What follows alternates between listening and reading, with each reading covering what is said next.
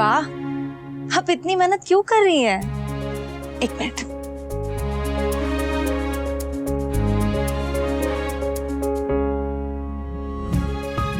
Easy ना? अरे वाह, अच्छा आइडिया है। हमारे वक्त की औरतों की तो आधी जिंदगी ये धनिया मेथी छिलने में ही चली जाती थी। काश हमारे वक्त भी ऐसा आइडिया होता। इट्स ओके बा, अब बता दिया ना।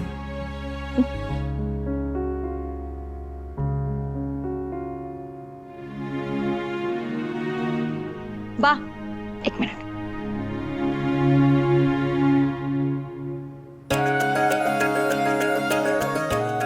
लास्ट बार हाँ, पता है जब तोशु पैदा होने वाला था तो मेरे पाँव तो खुशी से जमीन पर टिकते ही नहीं थे। पहली बार दादी बनने वाली थी और अब पहली बार परदादी। यहाँ से लौटते ही ना मैं तेरी गोद भराई की रस्म एकदम धूमधाम से करूंगी।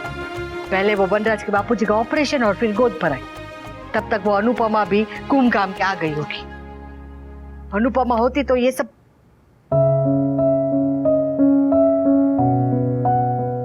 इट्स ओके बा, शेयर करने से पेन कम होता है। मैं ना अनुपमा से हमेशा लड़ती रहती हूँ, उससे खरी खोटी सुनाती हूँ। पर सच कहूँ तो अब सबसे ज्यादा उसी की याद आती है। पहले भी आती थी पर अब बहुत ज्यादा याद आती। तब बहुत दूर गई थी, अब बेटी बन के पराई हो गई। मम्मी की याद तो मुझे भी बहुत आती है बा। हाँ, आप और पापा तो मेरा बहुत अच्छे से ध्यान रखते हैं, लेकिन माँ तो माँ ही होती है ना। मैं तो इस बात से बहुत खुश हूँ कि मम्मी अपनी लाइफ में बहुत खुश है। टचवुड। भगवान करे उसकी ये खुशी हमेशा बनी रहे, उसकी शादी फूले फले। अनुपमा थी जो बहू ना होते भी घर की सारी जिम्मेदारी निभाती थी, और एक वो काव्या, बहू होते हुए भी ना। पता नहीं भगवान हमें कौन से कर्मों की सजा दे रहा है कि हमारे घर से ये दुख, ये कलेश खत्म ही नहीं होते। पर ये तो अभी सिर्फ शुरुआत है, पता नहीं आगे कौन सा तूफान आने वाला है। मेरा दिल कह रहा है कि कुछ बहुत बड़ी अनहोनी होने वाली, बहुत बड़ी।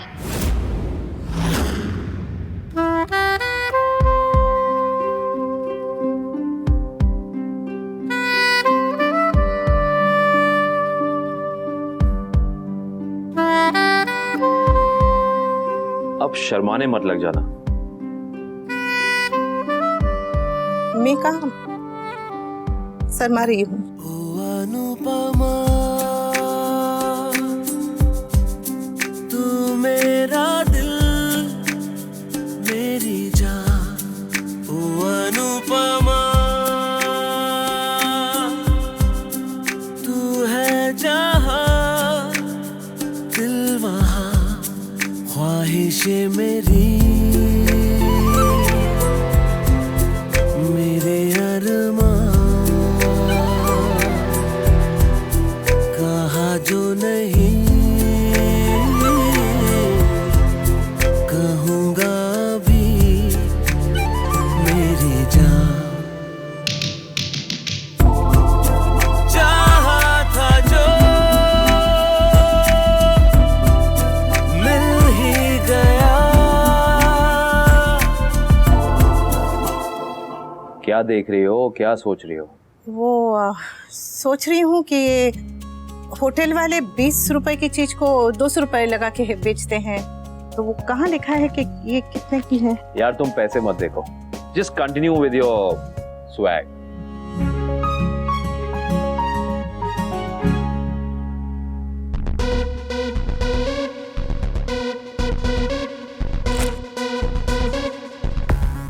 नाइस।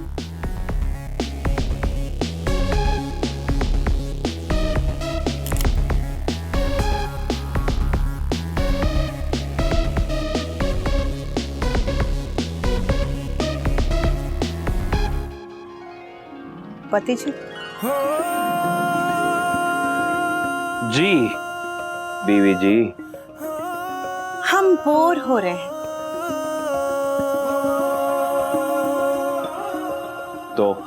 तो हमारे मनोरंजन के लिए कुछ पेश किया जाए। क्या? कुछ भी जिससे हमारा मन पहले, शायरी के अलावा। मतलब आपकी शायरी मुझे बहुत पसंद है, पर अभी शायरी का मूड नहीं है। एक ही चीज आती थी, वो भी कैंसिल करा दी। डांस करके दिखाई। अरे देखिए, इस गुलाम को डांस नहीं आता। गुलाम? हम तो आपको पति समझे थे। जीके कहते हैं कि शादी के बाद इंसान गुलाम हो जाता है, इसलिए उन्होंने शादी नहीं की।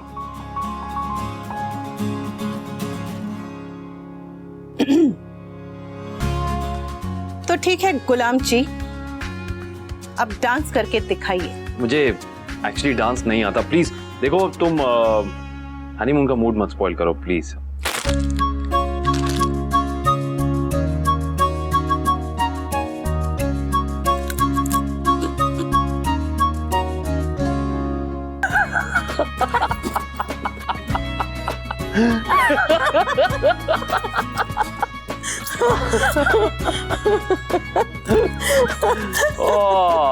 ये पहनो, ये पहनो, ये पहनो, ये पहनो, ये और पहनो, पहनो। आई डिडिंग डिंग डिडिंग डिडिंग। वैसे अब तुम्हारी बारी। आपके वो टिनिंग टिनिंग के सामने मेरी क्या मजाल के मैं डांस कर। मैं तुम्हें डांस करने के लिए नहीं कह रहा। वहां तुम्हारे लिए कुछ रखा है। कहाँ है? कुछ भी नहीं है। उस तरफ ढूंढो।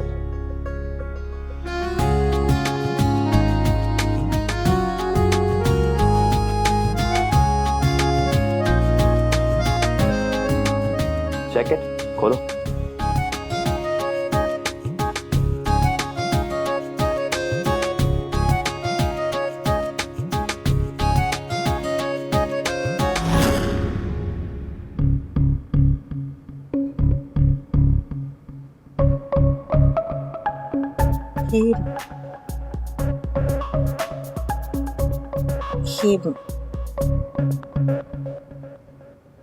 तुमने मुझसे जो जो कहा मैंने किया, अब बारी तुम्हारी।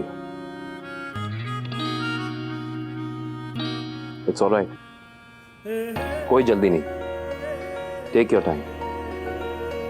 मैं कहाँ भागा जा रहा हूं? मैं तो बस शाल लेने जा रहा हूं। जब वापस आऊं तब तक डिसाइड कर लेना। डिडिंग डिंग डिडिंग डिडिंग डिडिंग डिडिंग डिडिंग डिडिंग।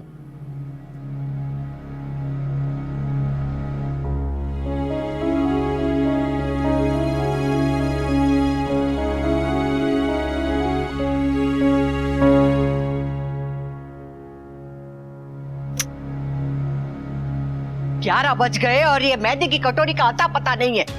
ऊपर से मेरा फोन नहीं उठा रही है। वो बोल के तो गई थी ना लेट आएगी। तो लेट आएगी उसका मतलब ये नहीं कि आधी रात को आए। बाप शांत हो जाइए, वो आती होंगी। अरे कोई पड़ोसी, सहेली या काकी मामी के साथ घूम नहीं रही है, अपने पुराने पति के साथ घूम रही है। पता है मेरे बेटे पे क्या बीत रही होगी? रहने दीजिए बा, जिसे जो करना है करे। तोशु बेटा, तुम किंजल को गर्म दूध दे देना। बापूजी को मैंने दे दिया।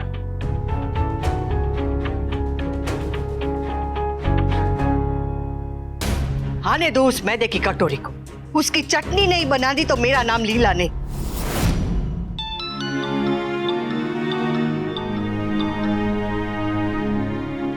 हेलो, अपने हनीमून पर जाकर मुझे फोन कर रही है गधी। देविका, मेरी बैंड बज गई है। आहा, गिफ्ट मिल गया क्या? तुझे तुझे पता था? ऑफ कोर्स, मैंने तो चूज किया था। तूने? अरे अगर गिफ्ट लेना ही था तो कुछ और ले देती। हेलो, 1 सेकेंड, प्रॉब्लम क्या है इसमें? प्रॉब्लम नहीं है, पर तू जानती है मैंने जिंदगी में ऐसा कुछ भी नहीं।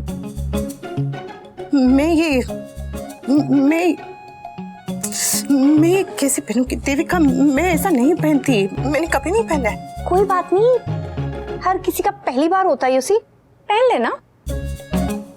पर अरे कोई फैमिली फंक्शन में पहन के नहीं जा रही है, पति पत्नी के प्राइवेट मोमेंट में पहन रही है, तो प्रॉब्लम क्या है यार? प्रॉब्लम नहीं है, पर कम ऑन अनु, तू अनुज के लिए समाज से लड़ी, अपने परिवार तक से लड़ गई, और वो जो दादी की शादी की सोच है उससे तक लड़ी, तो क्या अपने सोच से नहीं लड़ सकती?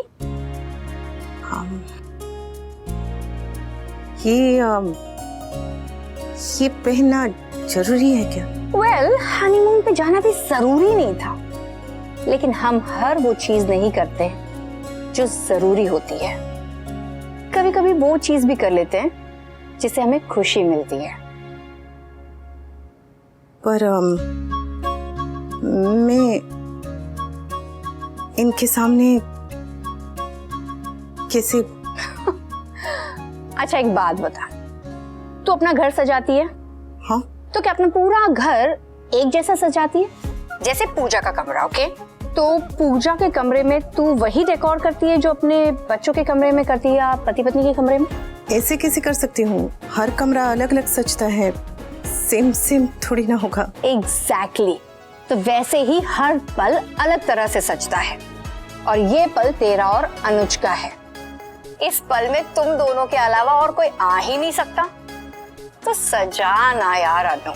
हम लोग ना हमेशा ही गलती करते हैं कि जिंदगी को, खुशियों को, रिश्तों को, पलों को ग्रांट में ले लेते हैं। टेकन फॉर ग्रांटेड लेते हैं, जो कि नहीं होना चाहिए। जिंदगी ना लम्हों से सजती है। अगर हम लम्हों को सजाना भूल जाए ना, तो पहले लम्हे बुझते हैं और फिर जिंदगी। तो अनु, इन पलों को, इन लम्हों को सजा, और याद रख, तू किसी भतीजे के मुंडन पे नहीं गई है, और ना ही किसी काका के 13वीं पे। तुम लोग हनीमून पे गए हो डूड, हनीमून पे।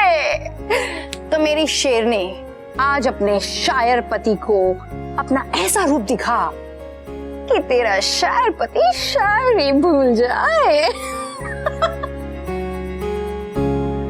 Okay bye.